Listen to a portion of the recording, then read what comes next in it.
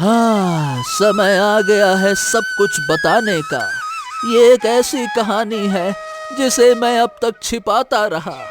तुम्हारी माँ, तुम्हारी सौतेली माँ, एक धोखेबाज रानी।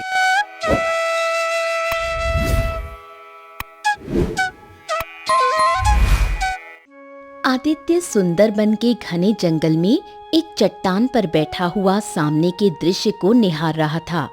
तभी उसकी दृष्टि एक वृक्ष के नीचे बैठी एक सुंदर लड़की पर पड़ी।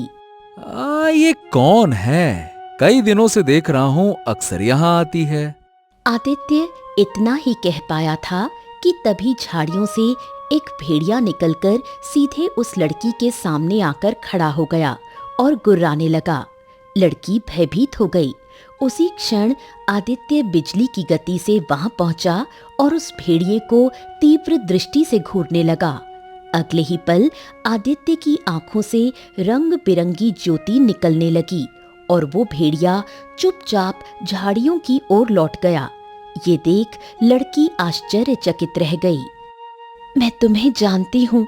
तुम अपने बाबा के साथ जंगल में रहते हो और कभी जंगल से बाहर नहीं निकलते। अगर गांव तक भी आते हो तो केवल उसकी सीमा तक। अगर तुम आज नहीं आते तो वो भेड़िया मुझे मार डालता।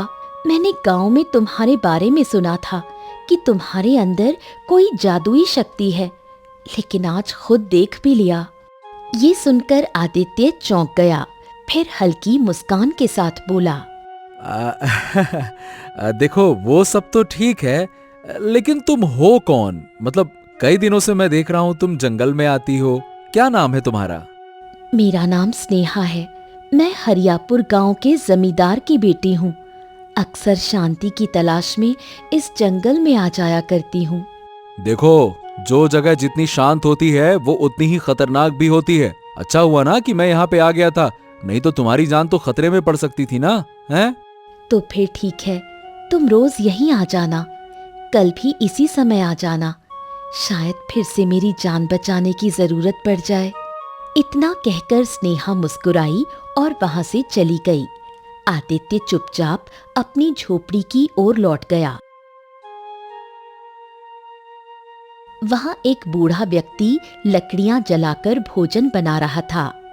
आज देर हो गई तुम्हें आने में। क्यों भाई आदित्य, कहाँ रह गए थे? आदित्य सारी घटना विस्तार से बताता हुआ बोला, बाबा, अगर मैं वहां नहीं होता तो वो भेड़िया स्नेहा की जान ले लेता। ये सुनकर बूढ़े की आंखों में क्रोध उभर आया। अरे कितनी बार कहा है तुमसे कि बाहर के लोगों से मेल जोल कम करो, और ये भी समझाया है ना कि तुम्हारी शक्तियों के बारे में कोई जान ना पाए। समझते क्यों नहीं हो भाई? बाबा, स्नेहा तो खुद ही बता रही थी कि गांव में मेरे बारे में अजीब अजीब बातें मशहूर हैं। मुझे तो ये समझ में नहीं आता कि आप मुझे जंगल से बाहर जाने क्यों नहीं देते हैं। बूढ़ा व्यक्ति रहस्यमयी दृष्टि से आदित्य की ओर देखकर बोला, क्योंकि तुम कोई साधारण नहीं हो, तुम विशेष हो।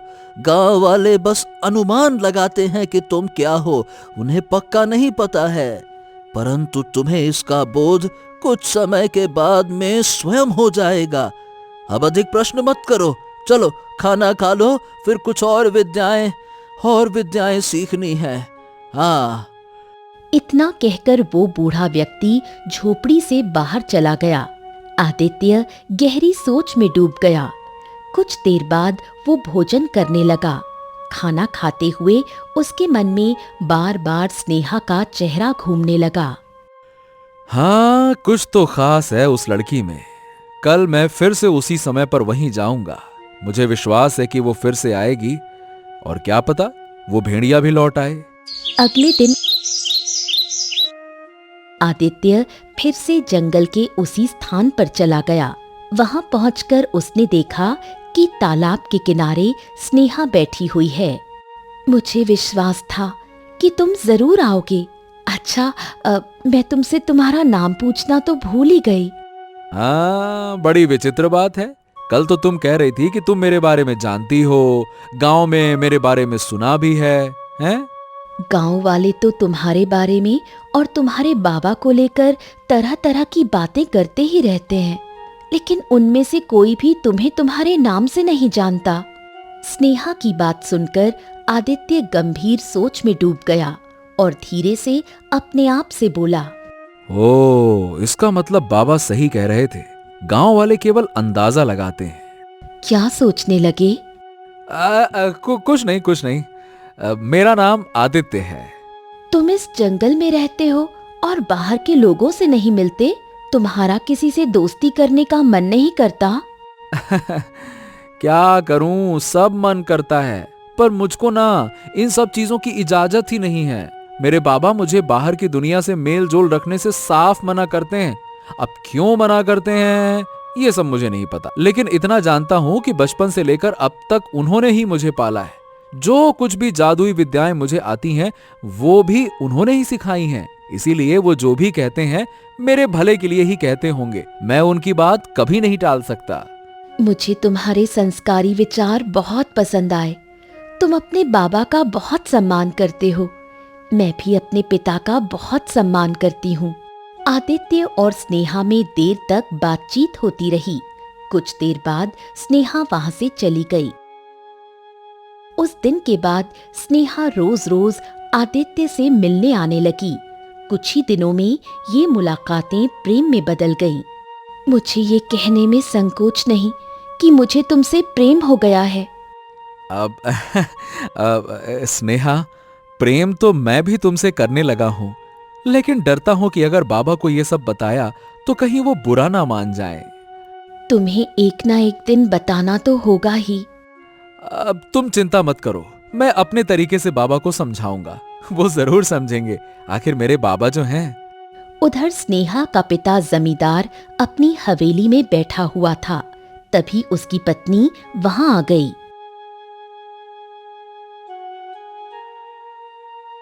अरे क्यों भाग्यवान, स्नेहा कहाँ है? स्नेहा को आजकल जंगल जाने का बड़ा शौक हो गया है। कुछ दिनों से वो रोज जंगल जाती है और शाम को लौटती है। ये सुनकर जमींदार के माथे पर बल पड़ गए। तभी वहां बलिया नामक नौकर आ गया। आपके कहने पर मैंने स्नेहा का पीछा किया था मालिक, और मैंने देखा कि वो तो रोज सुंदर बन के जंगल में एक तालाब के किनारे एक युवक से मिलती है।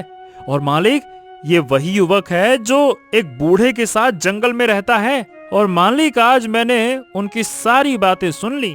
स्नेहा ने अपने प्रेम का इजहार किया और वो युवक भी कहता है कि वो स्नेहा से प्रेम करता है और विवाह करना चाहता है, और साथ ही वो अपने बुढ़ऊ से बात करेगा, ऐसा बोला उसने। ये सुनकर जमींदार गुस्से से आग बबूला हो गया। अरे मुझे जिस बात का डर था वही हुआ। अब मैं उस युवक को जीवित नहीं छोड़ूंगा। आप इतने क्रोधित क्यों हो रहे हैं? कुछ तो बताइए, हुआ क्या है? अरे चुप रहो तुम। मैं तुमसे इसीलिए पूछ रहा था कि स्नेहा कहाँ है। कई दिनों से मैं स्वयं भी गौर कर रहा था कि वो रोज जंगल में जाती है। इसीलिए मैंने बलिया को उसके पीछे लगाया था, और बलिया ने जो कुछ बताया है, क्या वो काफी नहीं है कि मैं क्रोध में आ जाऊं? हैं? तभी वहां स्नेहा आ गई। अपने पिता का क्रोधित चेहरा देखकर वो डर गई। वो कुछ कहने ही वाली थी कि जमींदार गरज पड़ा। अरे मैंने तुम पे विश्वास किया था स्नेहा, और तुमने मेरा विश्वास तोड़ दिया। अरे तुम जंगल में छिप छिप कर उस जंगली लड़के से मिलती हो जो अपने बूढ़े बाप के साथ में जंगल में रहता है। वो दोनों न जाने कौन सी काली शक्तियों की साधना करते हैं, और तुम छी छी छी छी छी, तुम उस जंगली से प्रेम करती हो जो कभी गांव के अंदर तक नहीं आता, जो बाहर के लोगों से मेल जोल नहीं रखता। मैं तो उसे छोड़ूंगा नहीं। चलो मेरे साथ, चलो। पिताजी, मेरी बात सुनिए। उसका नाम आदित्य है। वो बहुत अच्छा लड़का है। अरे उसका नाम कुछ भी हो, जंगली फंगली आदित्य फादित्य, मुझे कोई फर्क नहीं पड़ता। तुम्हें अभी इसी समय मेरे साथ जंगल चलना होगा। मैं तुम्हारे सामने उसे और उसके बूढ़े बाप को ठीक से समझा दूंगा कि मेरी बेटी की ओर देखने की हिम्मत फिर कभी ना करे, नहीं तो आंखें नोच लूंगा मैं। इतना कहकर जमींदार ने स्नेहा का हाथ पकड़ लिया और बलिया से बोला, चलो। अरे चलो तुम। उधर आदित्य अपनी झोपड़ी में अपने बूढ़े बाबा को देखकर बोला, बाबा, मैं आपसे एक जरूरी बात करना चाहता हूँ। बूढ़ा बाबा आदित्य की ओर बहुत गौर से देखकर बोला। आखिर ऐसी कौन सी बात है जिसके कारण तुम्हारे माथे पर चिंता और संकोच की रेखाएं साफ दिखाई दे रही हैं? बोलो। आदित्य धीमे स्वर में बोला। बाबा, आपको याद है ना कि कुछ दिनों पहले मैंने एक लड़की की जान बचाई थी? बूढ़े बाबा स्मरण करते हुए बोले। हाँ हाँ हाँ हाँ हाँ हाँ, मुझे याद है। बाबा, उस दिन के बाद से ना मैं उससे रोज मिलने लगा हूँ और अब मुझे उससे प्रेम हो गया है बाबा। मैं उससे विवाह करके गांव में एक साधारण किसान का जीवन जीना चाहता हूँ। मतलब कि मैं भी अपना परिवार बसाना चाहता हूँ। ये सुनकर बूढ़े बाबा की आंखों में क्रोध की चमक आ गई। वो गुस्से से चीखते हुए आदित्य से बोले।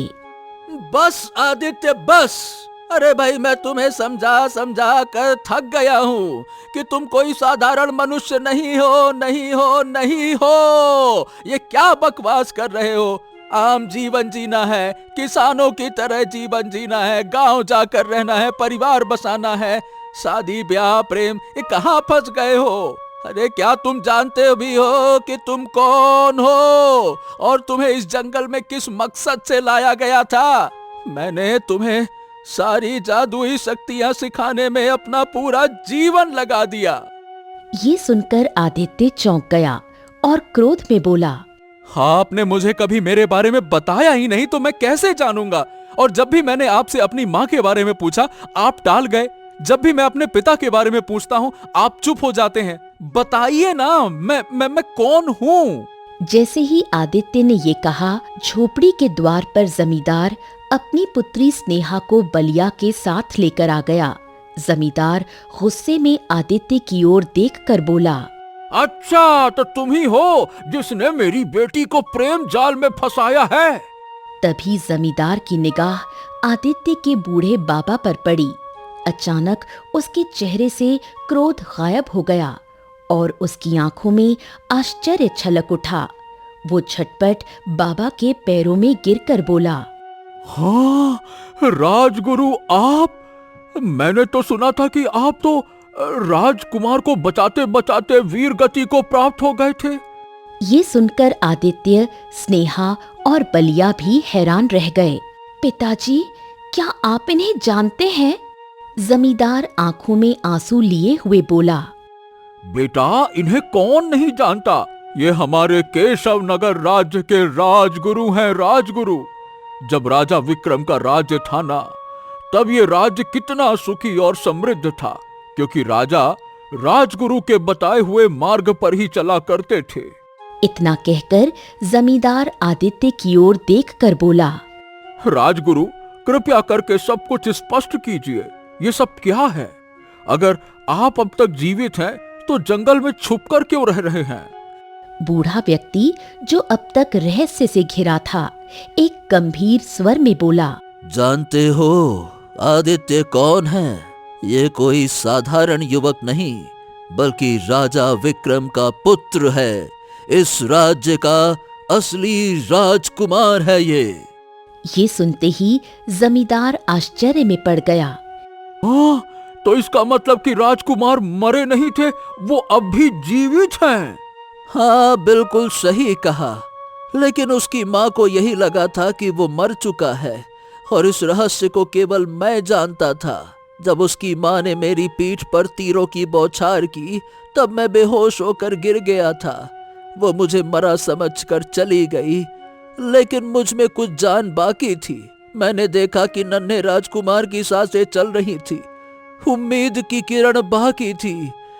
मैंने अपने शरीर से तीर निकालकर नन्हे राजकुमार को इस जंगल में लेकर आ गया। तुम्हारे सामने खड़ा हुआ युवक वही राजकुमार है जिसे मैंने वर्षों की तपस्या से तैयार किया है। फिर वो अपनी पुत्री से बोला। मुझे क्षमा कर दे बेटी, तूने जिसे जीवन साथी चुना है उस पर मुझे बहुत गर्व है। तभी आदित्य ने अपने बाबा की ओर देखकर बोला। आखिर ये सब कुछ क्या है बाबा? कौन राजकुमार, किसकी माँ? ये सब कब हुआ? राजगुरु ने गहरी सांस ली और कहा, हाँ, समय आ गया है सब कुछ बताने का। ये एक ऐसी कहानी है जिसे मैं अब तक छिपाता रहा। तुम्हारी माँ, तुम्हारी सौतेली माँ, एक धोखेबाज रानी। घने जंगल में स्थित एक पुराने और विचित्र खंडहर में एक नकाबपोश स्त्री तेज आवाज में मंत्रोच्चार कर रही थी। उसके सामने एक दुबला पतला व्यक्ति बैठा हुआ था। उनके बीच में कुछ लकड़ियां जलती हुई दिखाई दे रही थीं। अगले ही पल उन लकड़ियों से रंग बिरंगी किरणें फूटने लगीं और देखते ही देखते वहां से काला धुआं निकलने लगा। अगले ही क्षण उस धुएं ने एक विचित्र मानव का आकार धारण कर लिया। तुमने अपने चेहरे पर यह नकाब क्यों लगाया है वृंदा? तुम तो एक जादूगरनी हो, लेकिन तुम्हारी सुंदरता के चर्चे तो दूर दूर के राज्यों तक प्रसिद्ध हैं। तुम अच्छी तरह जानते हो कि मेरी सुंदरता मानव के ताजा रक्त से बनी है, जो मुझे कई समय से नहीं मिला।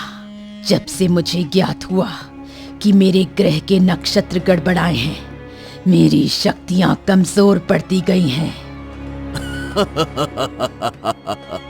तुम नियति को टाल नहीं सकती वृंदा। जिस मनुष्य के हाथों तुम्हारा अंत लिखा है, वो इस संसार में जन्म लेकर रहेगा।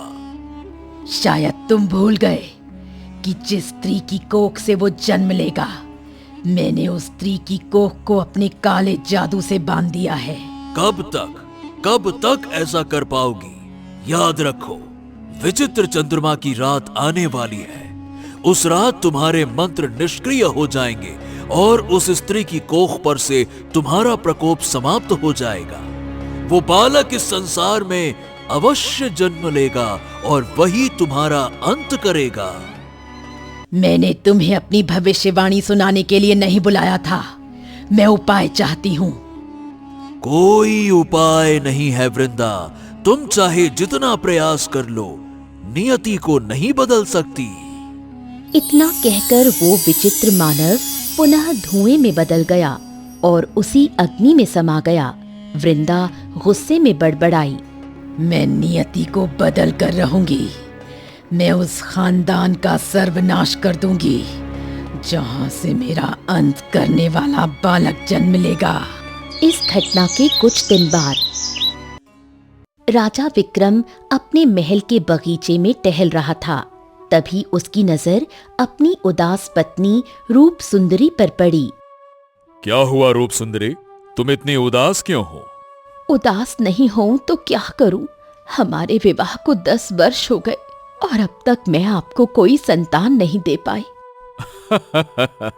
चिंता मत करो, हमें विश्वास है कि तुम जरूर मां बनोगी। अब मैं इस बारे में नहीं सोचती। मुझे लगता है कि मैं कभी मां नहीं बन पाऊंगी। देखिए, मैं दूसरी पत्नियों की तरह नहीं हूं। आप राजा हैं और आपको उत्तराधिकारी चाहिए। मैं आपको दूसरा विवाह करने के लिए अनुमति देती हूं। और अगर दूसरी स्त्री से भी संतान नहीं हुई तो मुझे कभी कोई दुख नहीं रहेगा कि मैंने प्रयास नहीं किया। परंतु मुझे विश्वास है कि दूसरी पत्नी से आपको संतान अवश्य होगी। मेरे कान वर्षों से किसी बालक की किलकारियां सुनने को तरस रहे हैं, चाहे वो बालक मेरी कोख से जन्म ले या किसी और की। अब आप मेरे कक्ष में तभी कदम रखिएगा जब आप दूसरा विवाह कर लें। इतना कहकर रूप सुंदरी चुपचाप महल के अंदर चली गई। राजा विक्रम निराश होकर दरबार पहुंचा और राजगुरु को सारी बात बताई। आपकी पत्नी यानी कि महारानी बहुत जिद्दी है महाराज। मुझे लगता है कि आपको दूसरा विवाह कर लेना चाहिए। शायद दूसरी पत्नी से आपको पुत्र की प्राप्ति हो जाए। राजा विक्रम गंभीर सोच में डूबा और अकेले ही घोड़े पर सवार होकर जंगल की ओर निकल गया। घने जंगल में आकर वो एक चट्टान पर बैठा ही था कि उसकी नजर एक साधु पर पड़ी जो तपस्या में लीन था। साधु महाराज, प्रणाम स्वीकार करें। वैसे तो मैं अक्सर यहाँ पे अकेले आता हूँ, पर आपको कभी पहले नहीं देखा। मैं हिमालय से आया हूँ, वहीं तप करता था। राजा विक्रम ने साधु को अपनी व्यथा सुनाई। साधु रहस्यमयी स्वर में बोला, तुम्हारी पत्नी की किस्मत में संतान नहीं है, परंतु तुम्हारी किस्मत में पुत्र लिखा है। यहाँ से कुछ दूर एक झोपड़ी में सुकन्या नाम की स्त्री रहती है। वो अनाथ है और बहुत सुंदर है। उसकी कुंडली में किसी राजा से विवाह लिखा है। तुम उससे विवाह कर लो, तुम्हें पुत्र की प्राप्ति होगी। अब लेकिन इतना जल्दी मैं निर्णय कैसे ले सकता हूँ? तुम एक बार सुकन्या को देख लो, उसके बाद तो निर्णय स्वयं हो जाएगा। साधु राजा को झोपड़ी में ले गया। वहां एक सुंदर स्त्री चूल्हे पर लकड़ी जलाती दिखी। राजा विक्रम उसकी सुंदरता देखकर स्तब्ध रह गया। क्या ये सचमुच अनाथ है? हाँ। राजा विक्रम ने सुकन्या से विवाह का प्रस्ताव रखा और कहा, क्या तुम हमारी पत्नी बनोगी सुकन्या? सुकन्या ने सिर झुकाकर हामी भरी। राजा विक्रम ने उसी समय उसकी मांग में सिंदूर भर दिया। महाराज, मैं आपकी गोद भराई के समय महल में अवश्य आऊंगा। राजा विक्रम सुकन्या को लेकर महल पहुंचा। राजगुरु ने जब सुकन्या को देखा तो चकित होकर पूछा, ये कौन है महाराज? ये हमारी दूसरी पत्नी है राजगुरु।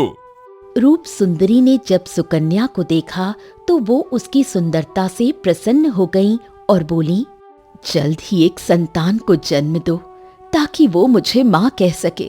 कुछ दिन बीते। एक दिन राजगुरु राज दरबार में आया और बोला, महाराज, महाराज बहुत बड़ी खुशखबरी है। महारानी गर्भवती हैं। अरे वाह! ये तो साधु की भविष्यवाणी थी, यानी सुकन्या मां बनने वाली हैं। यही तो विचित्र बात है महाराज। गर्भवती आपकी दूसरी पत्नी नहीं, पहली पत्नी रूप सुंदरी हैं। राजा विक्रम आश्चर्यचकित रह गया। तभी महल में वही साधु आ पहुंचा। साधु महाराज, आपने तो कहा था कि सुकन्या यानी कि मेरी दूसरी पत्नी मेरे पुत्र की माता बनेगी, परंतु गर्भवती तो मेरी पहली पत्नी हो गई। महाराज, ये तो आपके सौभाग्य की बात है कि आपकी पहली पत्नी गर्भवती हुई है। मैं आपको बताने आया हूं कि रूप सुंदरी की किस्मत में एक सुंदर पुत्र का योग है, परंतु ग्रहों की गड़बड़ी के कारण वो योग संकट में है। इसीलिए मैं कुछ समय तक महल में रहकर यज्ञ करूंगा। इस यज्ञ से संकट टल जाएगा और इसके बाद आपकी दूसरी पत्नी सुकन्या भी गर्भवती हो जाएंगी। ये सुनकर राजा विक्रम और राजगुरु दोनों चौंक गए। हाँ, राजगुरु, साधु महाराज के लिए महल में रहने की व्यवस्था कीजिए। इन्हें एक ऐसा कक्ष दीजिए जहां ये यज्ञ आदि कर सकें। राजगुरु साधु को साथ लेकर चल पड़ा। समय बीतता गया। कुछ समय बाद रूप सुंदरी ने एक सुंदर पुत्र को जन्म दिया। पुत्र को देखकर राजा विक्रम अत्यंत प्रसन्न हुआ। ये बालक बिल्कुल आप पर गया है। मैं इसका नाम अर्जुन रखूंगी। अरे वाह, तुमने तो मेरे मन की बात कह दी। वाकई में अर्जुन नाम इसका बहुत बढ़िया है। समय बीतता गया। अर्जुन अब 5 वर्ष का हो चुका था। एक दिन राजगुरु चिंतित अवस्था में दरबार में टहल रहे थे। तभी राजा विक्रम वहां आ पहुंचा। राजगुरु, आपके चेहरे पर यह चिंता की रेखाएं क्यों हैं? महाराज, आपको कुछ विचित्र नहीं लगता? 5 वर्ष हो गए परंतु आपकी दूसरी पत्नी सुकन्या अब तक गर्भवती नहीं हुई है। वो साधु जो 5 वर्ष पूर्व आया था आज भी तंत्र साधना में लगा हुआ है। तो ये सब कुछ मुझे देखा जाए तो असामान्य सा प्रतीत होता है। और कल रात मैंने सुकन्या को साधु के कक्ष में जाते देखा। क्या आप सत्य कह रहे हैं राजगुरु? हाँ महाराज, मैं तो सत्य ही कह रहा हूँ। और एक बात और, महारानी रूप सुंदरी जब आपके साथ होती हैं तो अर्जुन से स्नेह दिखाती हैं, परंतु अकेले में मैंने देखा है कि वो उसे क्रोध भरी दृष्टि से देखती हैं, मानो वो उसे क्षति पहुंचाना चाहती हो। यदि ऐसा है तो हम आज रात ही सच्चाई का पता लगाएंगे। हम आज सोने का अभिनय करेंगे और उस पर नजर रखेंगे। उस रात राजा विक्रम सोने का नाटक करने लगा। आधी रात के समय सुकन्या उठकर बाहर निकल गई। ओहो, इतनी रात को ये कहाँ जा रही हैं? राजा विक्रम दबे पांव उसका पीछा करने लगा। सुकन्या सीधी साधु के कक्ष में पहुंची। राजा विक्रम कक्ष के बाहर खड़ा होकर ध्यानपूर्वक उनकी बातें सुनने लगा। कब तक तेरी तंत्र क्रिया पूरी होगी? अब मुझसे और नहीं सहा जाता। मैं अर्जुन को समाप्त कर दूंगी। आज जादूगरनियों की रात है। आज तुम्हारा जादू सबसे शक्तिशाली होगा। आज तुम आसानी से अर्जुन को मारकर अपनी मृत्यु को टाल सकती हो। ये सुनकर राजा विक्रम क्रोध से भर गया और उसने कक्ष का द्वार लात मारकर खोल दिया।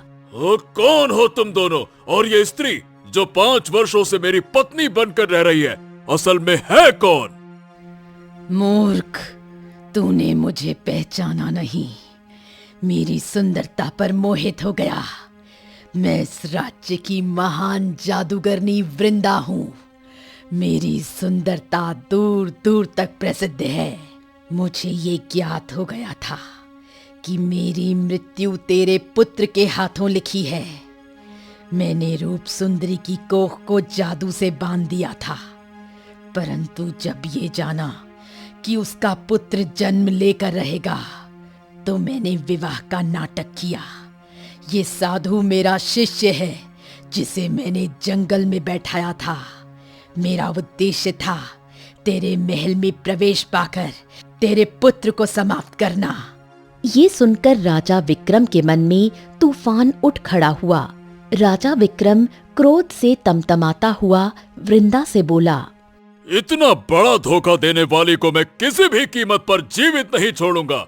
मैं तुम्हें पहचान गया हूँ वृंदा। तू वही जादूगरनी है जो वर्षों से जादूगरी की आड़ में राज्यों के मासूमों की बलि चढ़ाती आई है। केवल अपनी सुंदरता को बनाए रखने के लिए तुमने मेरे राज्य के निर्दोष लोगों को मारा है वृंदा। अब हम तुम्हें जीवित नहीं छोड़ेंगे। राजा विक्रम, तुम मेरे जादू की शक्ति को नहीं जानते। अब तुम जीवित नहीं रहोगे। इतना कहकर वृंदा मंत्र पढ़ने लगी। उसकी आंखों से रंग बिरंगी किरणें निकलने लगीं और कुछ ही पल में राजा विक्रम की आंखों से खून बहने लगा। वो चीख मारता हुआ जमीन पर गिर पड़ा।